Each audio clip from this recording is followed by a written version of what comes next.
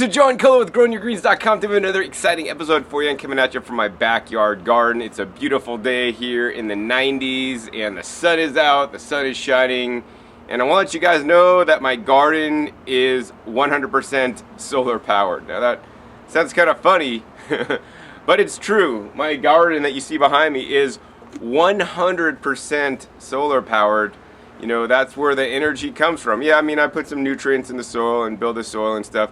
But if you think about it, you know, all the plants photosynthesize. This means they take the sun energy and they convert that into carbohydrates for themselves, but more importantly, besides themselves, also for the microbes in the soil, because they send out plant exudates in the roots to attract the microbes. But that's a whole nother topic that we're not going to cover today. So anyways, yes, my garden is 100% solar powered, and I like to get as much sunlight as possible. And in this day and age of unrenewable resources like petroleum fuels and all these different things that we're consuming, including, you know, consuming food out of the grocery store, which takes massive amounts of petroleum fuels to grow, deliver, ship, and all this kind of stuff.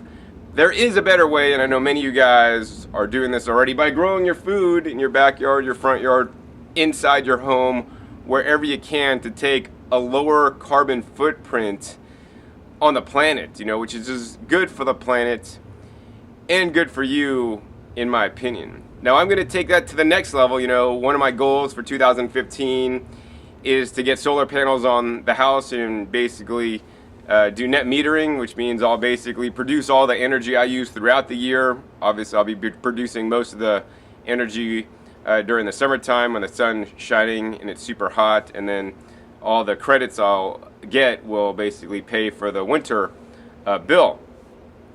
Now, aside from that, also I've done steps to conserve energy, not only to save me money on my bill, but also, you know, to help the planet out, you know, and conserve resources, you know, because, you know, there's finite resources on the planet. You know, we're doing all this thing, fracking and extracting gas and all this stuff out of the earth, and it's disappearing, and one day it will be gone. So plants are already set up for the dooming failure of all the petroleum fuel running out. But we also, in my opinion, should start to get ready for this occur. So what I'm really going to do in this episode is, you know, actually get some solar panels in my garden and actually really go solar in my garden so my plants can benefit from light from solar power in the evening time, but not necessarily for that, because it's not going to really create a lot of light for my plants to photosynthesize in the evening.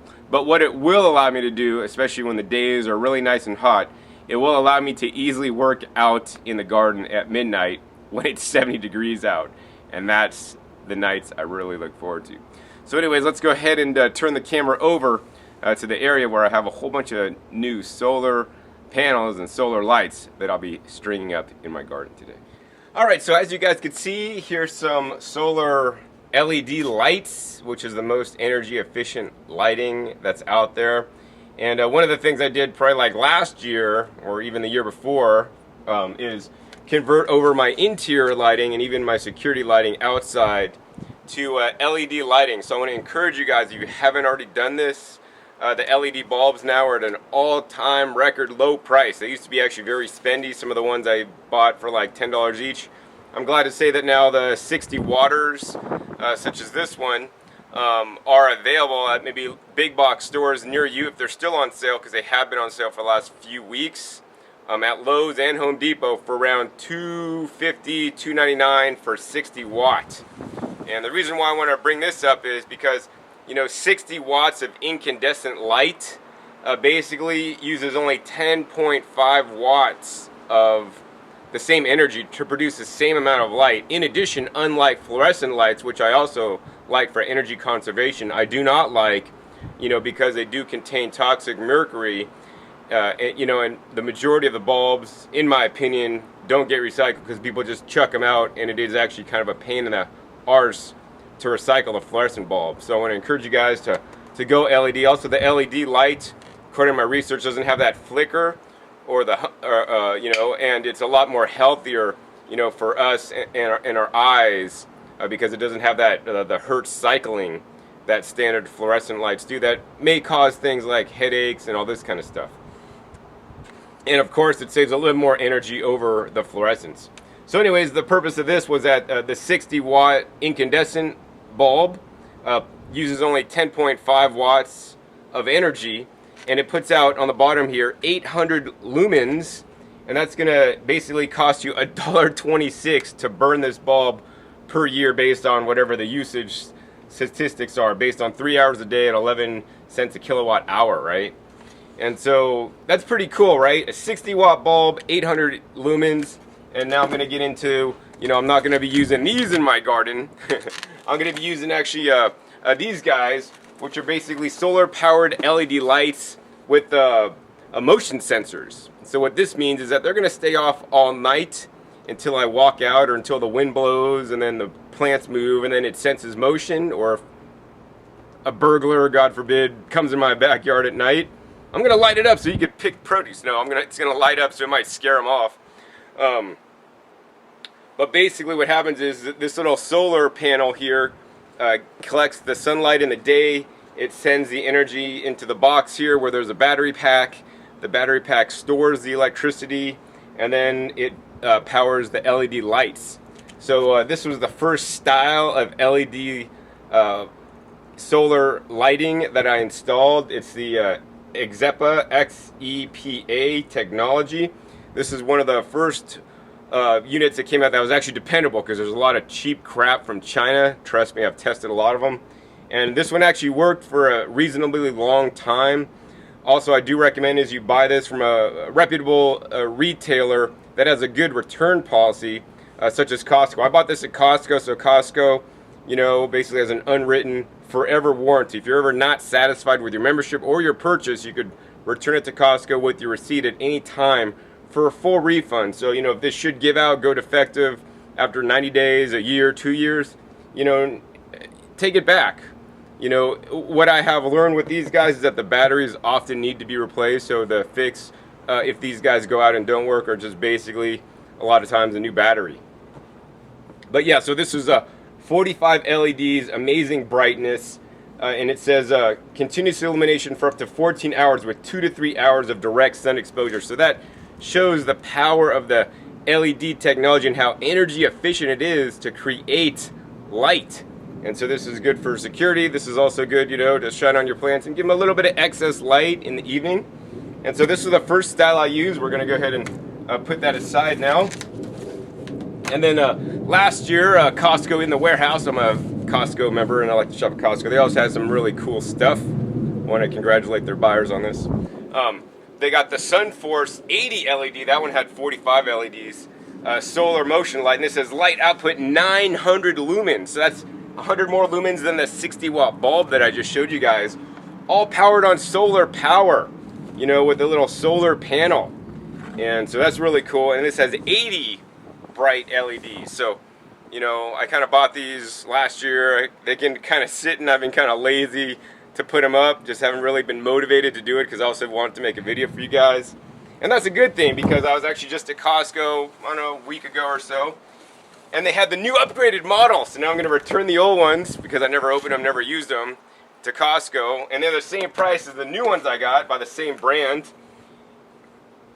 And now they got the new model, and this is 100 LED solar motion light. So instead of having 80, it now has 100, because technology gets better and better. You know, that being said, I don't want you guys to wait around until next year to get next year's model. It's probably good to get this year's model. This is pretty darn on good. This is 1,000 lumens, man, for my garden. So it's kind of a good thing I'm kind of been lazy about the solar panel thing, because I've been working and focused more on my plants and live things than inanimate objects. And Costco actually recently got the new SunForce 100 LED versus the 45 or 80 LED light with 1,000 lumens. So that's more lumens, 100 more lumens than the SunForce, and 200 more lumens than the 60-watt bulb. So I mean, this is maybe equivalent getting to be like a 75-watt bulb. And the 75-watt bulb, that's pretty bright, man. You could definitely grow some stuff in it. So I mean, if you're looking for supplemental lighting for some of your plants, this might be a good way to do it inside a greenhouse in the winter, for example, to light it up a little bit more. I'm not exactly sure how long this will, stay on, but it basically uses rechargeable AA batteries, and it's cool they've gotten this technology. I mean, they show this basically for security lighting and whatnot around your house, but not necessarily for plants. And while there are certain spectrums of light that plants like more, right? Any light plants will accept and will grow on, and this is especially important in their vegetative state. So if they're fruiting, it's probably not as good to be growing fruiting crops underneath a bulb like this, but it will work to some extent. But especially for veg stage, so when you're growing like lettuce or leafy greens or herbs to eat, this is gonna be fine, And yeah, investment of I believe this is about $30. The item number at Costco is 862796, and you could have lights for your plants, but also, for me specifically, it's about being able to work at night out of the heat. Let's go ahead and open this guy up and show you guys what's inside. So there's only a few parts inside here, and this is really easy to install. Basically, you got the solar panel here, just mounts to a nice sunny spot. Right now when it's in the sun, collecting the energy, there's energy being coming in and out of this wire, and we're gonna go ahead and plug this wire in. Oh, got shocked, just kidding. All right. Don't try this at home. All right. But yeah, I mean, check this out. The solar panel collects the sun energy, and it creates energy and puts it through this wire, which you're going to actually connect up into this main box here. And this main box, actually nice heavy duty, wow, security light. It comes pre-charged. Look at that. Off, on. All right, that's really cool. It's pre-charged, and this looks like a pretty solid unit, much better built than some of the other previous models I have seen. And on the bottom it says on, off, auto, so you could actually just turn it on if you need some extra light. If it's not coming on, turn it off, and I'm going to put it on auto. But yeah, and there's a little motion sensor here. So I mean, basically you mount this guy to wherever you're going to mount it, mount the solar panel, plug it in, and then forget about it. I like people from New York. Forget about it. Yeah, you don't have to do anything else, and the sun will power it without using any electricity, without plugging it in, without you having to lift a finger. You can be able to light up your plants and light up your garden, so you could work at night if you want, like I am. Any case, what I'm going to do next is just do an install for you guys. It's as simple as screwing in some screws, mounting this, and calling it a day. But I got about 6 of these guys to install around my yard, so I'm going to have the brightest backyard here in my city. Aside from down on the Las Vegas Strip at night. Alright, so now I'm installing the solar lights, and as you guys can see, here they are right here. To make installation easy, what I do is I unscrew these thumb screws on the side. Careful not to drop them on the ground below. I am on an awning here above my backyard, and so you want to kind of mount this the highest point possible. So we're going to unscrew the thumb screws, and then we're going to basically get off the mounting bracket right here. And basically what I do is I'll take the mounting bracket and I'll take one of the screws that it comes with, and we're just going to kind of put the mounting bracket where I want it, which is about right here. And I'm going to take a screw and kind of just like press this in to where I need the starter hole where the screw's going to go. Press the screw in for where the starter hole is going to go, then do one on the other side. Press it in nice and tight. This will kind of give you like a guide for where you need to drill.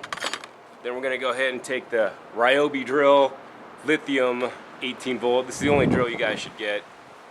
Definitely a good drill. And then we're going to go ahead and find the pre-punctured holes and just drill. And I like to pre-drill the holes. This is not necessary. You could do it without pre-drilling, but it makes work a whole hell of a lot harder. And the screws that they give you are cheap from China, and they're prone to stripping. So heed my words wisely, because I already stripped out one of the heads. But after I stripped out one, it'll never happen again. All right, one more hole to drill here.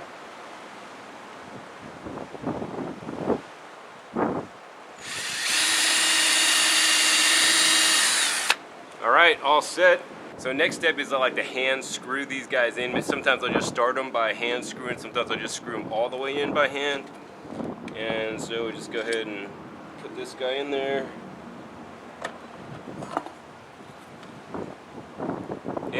screw it in. I like screwing things in more than I like screwing off. So now that I got the screw started with the screwdriver, we're going to go ahead and take the drill. We switched out onto the screwdriver bit and just screw these guys in nice and easy.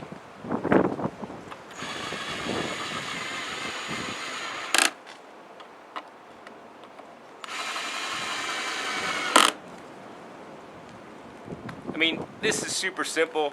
The hardest part about putting these solar lights up, honestly, was opening the box. I mean, anybody could just take a couple screws, screw a few things in. I mean, that's how easy it is to set up. I'm glad these are all fully assembled. Then we're gonna go ahead and take this guy and just wedge him back in there and put both the thumb screws back in. The other thing you're gonna wanna do that I'm looking at now that you guys can't see is we're gonna wanna set the sensitivity, time, and lux on the bottom of the unit. So this basically sets how sensitive the sensor is, the motion sensor, and I probably like pretty much put that at like halfway. And then the time, I crank that up because I want this on the maximum amount of time because I'm gonna basically be using this light in the garden, you know, to work at night. And then the lux is actually, you know, basically tells you, or tells the light here if it should come on in the daytime or the nighttime. So I'm gonna set it to the moon instead of the sun. So this will ensure that it only comes on, you know, when it's fully dark outside, because that's only when I need it. And we're all set. And then we could actually just rotate this guy in place. I'm gonna rotate him all the way down, so it's focused down instead of out, so it can help me work in my garden more effectively. All right, and we're gonna go ahead and put this sensor up and face it the way to my walking path. All right, so the next step is we gotta mount the solar panel. This is super simple, super easy. There's actually 4 holes on the solar panel to mount it. Basically, since I'm lazy, and if this guy, which is much heavier of a unit, only uses 2 screws, I don't feel you need 4 screws on this. So I'm actually putting 2.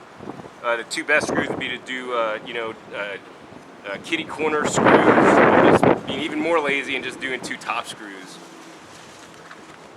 And I just mount this the same way. Once again, you know, it's not rocket science.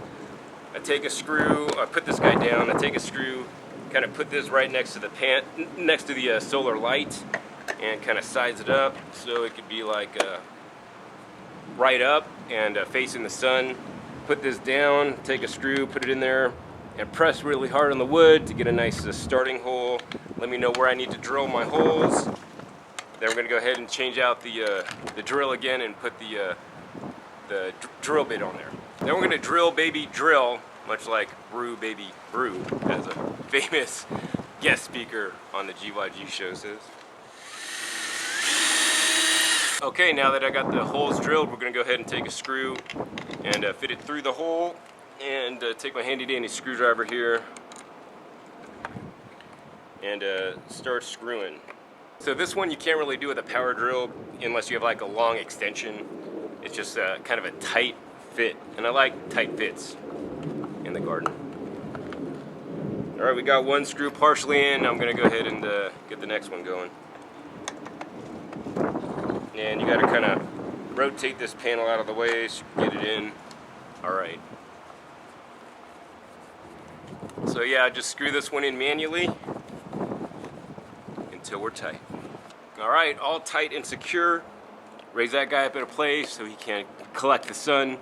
Actually, I think some clouds are over the sun today, so it's not super bright. That's a good thing.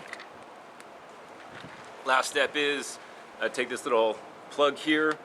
We're gonna run it over the top and right into the bottom of this unit. There's a little plug, and just plug it right in. It goes right in. And then we're gonna go ahead on this side. There's a little 3-position switch. It's let's see, it's on, so you can see it on, and then middle is off. Oops, on, middle is off, and then the final side is actually the auto mode, which will you know, work with a sensor. And we're gonna go once again, make sure that guy is faced all the way down, do the light the most good in my garden. And now we're gonna go ahead and wait till nighttime, and maybe I'll try to show you guys how bright it is at night, if it'll come up on the camera. Alright, so now it's nighttime and I'm back. I want to share with you guys actually how these lights look in the evening. So I got the house lights turned off. There's some ambient light from like, you know, some street lights. But this is doing pretty good actually. So let me go ahead and show you guys how these lights look like at night. A couple more working with the audio sensing and several of them were not. So I think I need to dial it in and mess with them a little bit more. I was getting too tired for tonight. I want to actually eat dinner. But so I turned this one on automatically, so it's just on the on position. The other two are on the sensing position, and they're working properly. So this one's on, and let me go ahead and show you around my garden what it looks like at night with solar power illumination. All right, so now I'm going to show you guys what it looks like in the garden with just this one LED light on. This is maybe 75 watt equivalent in my opinion, and it's actually lighting it up, but fairly, you know, good right underneath it. You know, here we are underneath it, and this is almost workable. I'm sure you can, you know, have enough light to see. This is definitely better than being in complete darkness, and especially because it's light free from the sun.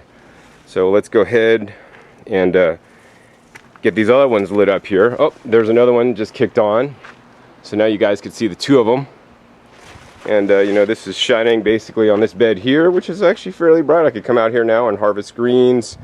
And if you guys could see now, this wall is actually fairly well illuminated. And I could see actually, you know, I could see it's enough light to just be able to come out here and harvest cucumbers in the middle of the night if I want to, if I'm not in the shadow. And we'll get over here, and oh, check it out. There's the last one just kicked on. So now we got 1, 2, and 3 on the other side. And this is definitely enough light to check out my tomato bed. I don't think I have any ripe ones underneath here yet.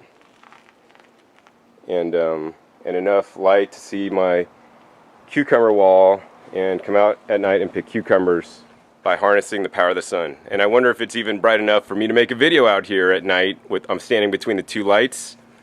And yeah, so yeah, definitely really cool solar power lights. I'm going to add a few more in if I get the other ones dialed in. And if the other ones aren't dialed in, then they're going to get exchanged for good ones. You know, sometimes I find they have some high defect rates with some of these items from China. In any case, I hope you guys enjoy this episode. Hope you guys go solar, you know, on your roof, in your garden, and wherever you can, and go with the LED lights.